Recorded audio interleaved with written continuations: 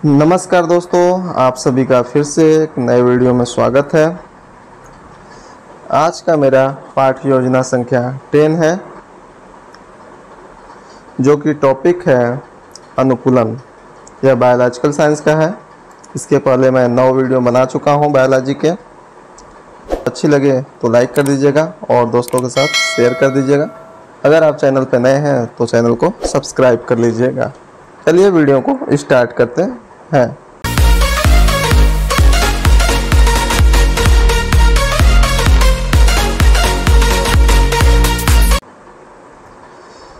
आज मेरा यह पाठ योजना संख्या 10 है।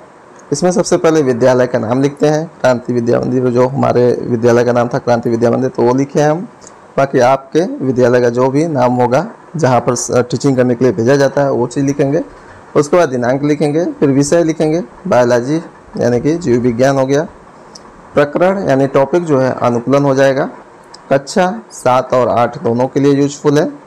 और चक्र जो है 4th हो जाएगा, या हमारे हिसाब से 4th है, आपके हिसाब से जो भी वहाँ पर लगा होगा teaching period 1st, 2nd, 3rd, 4th जो भी होगा वो लिखेंगे। समय में 30 मिनट हो जाएगा। सबसे पहले हम सामान्य उद्देश्य लिखते हैं।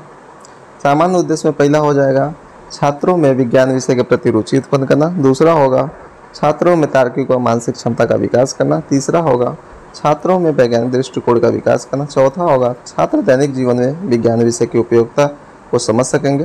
पांचवा होगा छात्रों में कौशलात्मक क्रिया उत्पन्न करना।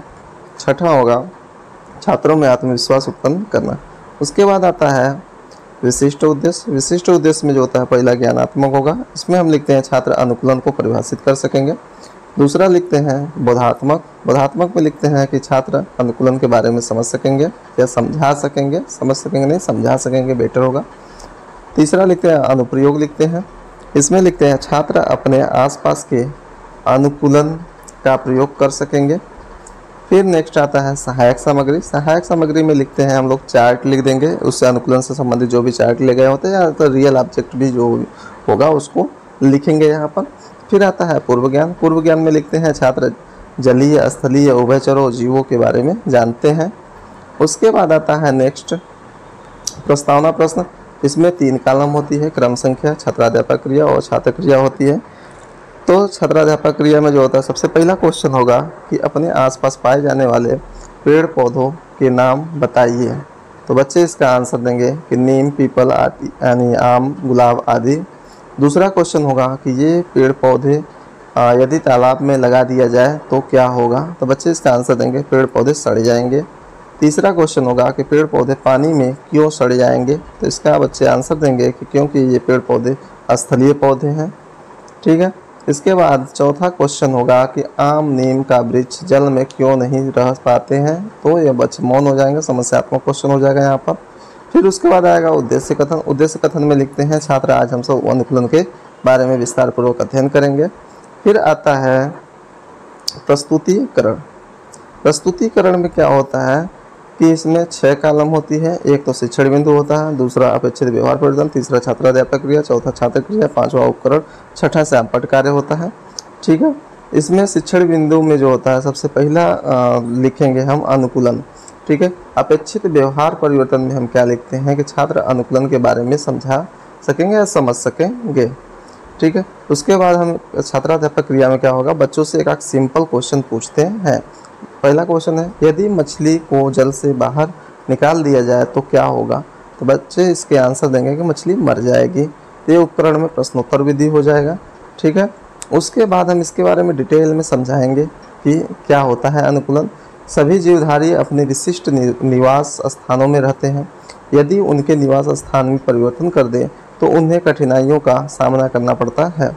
उपयुक्त दशाओं द्वारा वातावरण के अनुसार सभी जीवधारियों में शरीर को ढालने का क्षमता का विकास होता है, जिसे अनुकूलन कहते हैं। प्रत्येक जीवधारी एक विशेष प्रकार के पर्यावरण में रहते हैं।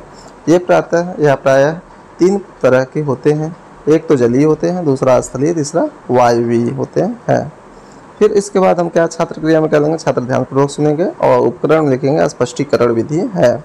उसके श्यामपट्ट कार्य में लिखते हैं कि अनुकूलन मुख्यतः कितने प्रकार के होते हैं, 3 प्रकार से होते हैं। कौन कौन से होते हैं, जलीय, स्थलीय और वायवीय। ठीक है, वो चीज़ लिख देंगे। उसके बाद नेक्स्ट आता है, अब एक एक को डिस्क्राइब करेंगे हम। जलीय अनुकूलन लिखेंगे शिक्षण बिंदु में, उसके बाद अपेक्षित व्यवहार परिवर्तन लिखेंगे, छात्र जलीय अनुकूलन के बारे में समझ सकेंगे। फिर आता है छात्राध्यापक क्रिया में लिखते हैं कि कोई एक क्वेश्चन पूछेंगे बच्चों से कि कुछ ऐसे जीवों के नाम बताइए जो जल में रहते हैं, तो बच्चे इसका आंसर देंगे मछलियाँ आदि। ठीक है, तो फिर उसके बाद हम क्या करेंगे कि जलीय जो है, ठीक है, जलीय अनुकूलन जो है उससे क्या कैसे क्या किया जाता है, तो उसके बारे में डिटेल में हम समझाएंगे कि ऐसे जीव जो जल यानी समुद्र में रहते हैं, रहने के लिए अनुकूलित हो जाते हैं, वे सभी जीव जलीय अनुकूलन के अंतर्गत आते हैं। फिर ये चीज़ हम यहाँ पे भी लिख सकते हैं, ब्लैक बोर्ड पे भी लिख सकते हैं, और उपकरण में लिखेंगे स्पष्टीकरण विधि लिख देंगे, और छात्र में जो होता है छात्र क्रिया में लिखेंगे छात्र ध्यानपूर्वक सुनते हैं। फिर आता है नीचे, फिर क्वेश्चन एक पूछेंगे कि मछलियाँ किस प्रकार के जीव हैं, बच्चे इसका आंसर देंगे कि जलीय जीव हैं। ये प्रश्नोत्तर विधि हो जाएगा। फिर नीचे लिखेंगे जंतुओं में जलीय अनुकूलन की विशेषताएं क्या क्या हैं। ठीक है, तो ये लिखने के बाद तो इसमें विशेषताएं बताएंगे कि जलीय जंतु मछली के शरीर पर जलरोधी शल्क होते हैं, जलरोधी जो होता है शल्क पाए जाते हैं। दूसरा इसमें बताएंगे कि इनमें श्वसन के लिए क्लोम पाए जाते हैं। तीसरा बताएंगे कि इनका शरीर धारा रेखित तथा चपटे पंख होते हैं। फिर नेक्स्ट हम शिक्षण बिंदु लेंगे स्थलीय अनुकूलन। फिर अपेक्षित व्यवहार में क्या लेंगे कि छात्र स्थलीय अनुकूलन को समझ सकेंगे। फिर यहाँ पर छात्राध्यापक क्रिया में एक क्वेश्चन पूछेंगे बच्चों से सिंपल कि पृथ्वी पर रहने वाले जीवों के नाम बताइए, तब बच्चे इसका आंसर देंगे मानव, गाय, भैंस आदि। फिर उसके बाद स्थलीय अनुकूलन को हम डिटेल में समझाएंगे कि ऐसे जीव जो स्थल पर रहने और चलने के लिए अनुकूलित होते हैं वह सभी जीव स्थलीय अनुकूलन के अंतर्गत आते हैं। इन जीवों के अंतर्गत जो होता है, इन जीवों के अंदर जो होता है मनुष्य भी एक ऐसा जीव है जो स्थल पर निवास करता है। अब छात्र क्रिया में लिखेंगे छात्र ध्यानपूर्वक सुनते हैं, और उपकरण में लिखें स्पष्टीकरण विधि लिख देंगे। इसको जो होता है इसमें से मेन जो पॉइंट है वो अपना सैमपट पे भी लिख सकते हैं, जैसे कि लिख सकते हैं मेढक एक उभयचर प्राणी है।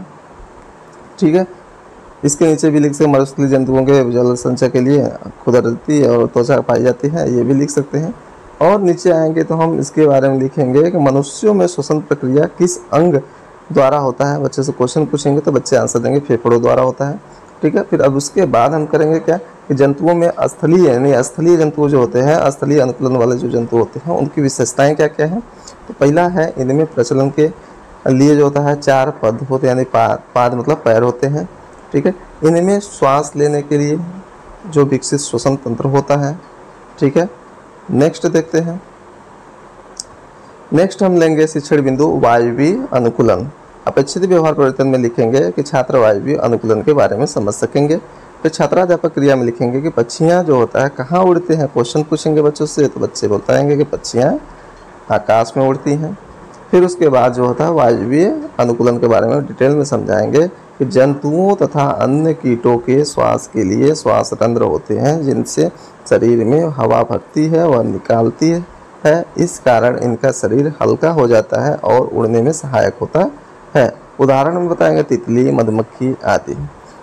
और छात्र क्रिया में क्या होगा कि ध्यानपूर्वक सुनेंगे वो सब, और उपकरण में लिखेंगे स्पष्टीकरण विधि लिख देंगे, और सैमपट कार्य में लिखेंगे मरुस्थलीय पौधों के पत्तियां चौड़ी व कांटेदार होती हैं। ये नीचे वाले का आंसर है। ठीक है, और यहाँ पे क्या लिखेंगे नीचे कि मानव कहाँ रहते हैं, एक क्वेश्चन फिर से पूछेंगे बच्चों से तो बच्चे बताएंगे कि ज़मीन पर रहते हैं। फिर उसके नीचे लिखेंगे कि उसके मतलब कि कैरेक्टरिस्टिक्स लिखेंगे एक तरह से कि पक्षियों का शरीर नौकाकार होता है और धारा रेखित होता है। इनकी अस्थियां खोखली तथा वायु से भरी होती हैं जिनसे इनका शरीर हल्का हो जाता है। फेफड़ों से जुड़ी वायु कोश में हवा भर जाती है जो उड़ते समय शरीर को हल्का रखते हैं। यह होगा, इसमें एग्जाम्पल में तोता, कबूतर, गौरैया आदि आ जाएगा। ठीक है, ये भी वाजबी ही है। ठीक है, इसके बाद नेक्स्ट आता है मेरा सैमपट कार्य सारांश आता है। सैमपट कार्य सारांश में क्या करते हैं, सबसे पहले हम दिनांक लिखते हैं, फिर विषय लिखते हैं, प्रकरण में अनुकूलन हो जाएगा और विषय में जीव विज्ञान यानी कि बायोलॉजी हो जाएगा। कक्षा हो जाएगा 7 और 8 दोनों के लिए यूजफुल है, और चक्र जो भी होगा लिखेंगे, समय जो होता है 30 मिनट हो जाएगा। बाकी जो आगे जो सब लिखा गया है ये सब जो हम पढ़ाते वक्त जो भी पढ़ा रहे थे तो सैमपट को जो लिख रहे थे वही चीज़ें श्याम पर यानी ब्लैक बोर्ड समरी तैयार हो जाता है, वहीं सेम चीज़ यहाँ पे लिख लेते हैं। फिर आते हैं छात्राध्यापक निर्देश। छात्राध्यापक निर्देश में क्या होता है कि टीचर इसमें छात्र को निर्देश देते हैं कि ब्लैक बोर्ड पे जो भी लिखा गया है, फिगर बनाया गया है, उसको आप उत्तर पुस्तिका में लिख लें। फिर आता है पुनरावृत्ति प्रश्न आता है। पुनरावृत्ति प्रश्न में क्या होता है कि टीचर जो पढ़ाए होते हैं उसी में से क्वेश्चन पूछते हैं। पहला क्वेश्चन जो है अनुकूलन किसे कहते हैं, दूसरा है जलीय अनुकूलन किसे कहते हैं, क्या आप उससे क्या समझते हैं, तीसरा क्वेश्चन है स्थलीय अनुकूलन से आप क्या समझते हैं, चौथा जो है वायवीय अनुकूलन क्या होता है, पांचवा क्वेश्चन है कि मेढक किस प्रकार का प्राणी है, छठा क्वेश्चन है कि अनुकूलन कितने प्रकार का होता है, सातवां क्वेश्चन है कि निम्नलिखित में से स्थलीय जीव कौन सा है। 4 ऑप्शन दिया गया है, पहला कुत्ता, दूसरा मेढक, तीसरा मछली, चौथा मगरमच्छ। फिर 8वां क्वेश्चन है कि निम्नलिखित में से जलीय कौन है। पर इसमें 4 ऑप्शन दिया गया, पहला कमल, दूसरा मछली, तीसरा सिंगाड़ा और चौथा जाता है उपरोक्त तो सभी। फिर गृह कार्य दिया जाता है। गृह कार्य में क्या होता है कि बच्चों को घर से करके लाने के लिए बोला जाता है। इसमें अनुकूलन को परिभाषित कीजिए तथा उनके प्रकारों में अंतर स्पष्ट कीजिए। फिर उसके नीचे क्या होता है कि यहाँ पर आपको उसके नेक्स्ट पेज पे आप लिखेंगे ऊपर सबसे कि पर्यवेक्षक टिप्पणी एवं सुझाव। उसमें क्या होता है कि टीचर जो गए होते हैं ऑब्जर्वेशन के लिए, तो ऑब्जर्व करके उस पर लिखते हैं कि आप में कितना सुधार हुआ है, या तो फिर आप कितना अच्छा टीचिंग कर पा रहे हैं, या अभी कितना कमियां हैं, उसको आप सुझाव में लिखेंगे ताकि आप नेक्स्ट टीचिंग के लिए उसको करेक्ट कर सके, सही कर सके, सुधार कर सके। तो वो चीज़ यहाँ पे लिखते हैं पर्यवेक्षक टिप्पणी एवं सुझाव में। फिर उसके बाद सबसे नीचे आप लिखेंगे पर्यवेक्षक हस्ताक्षर, तो वहाँ पर पर्यवेक्षक का हस्ताक्षर होगा। तो आपका ये लेसन प्लान टोटली कंप्लीट हो जाता है। Thanks for watching.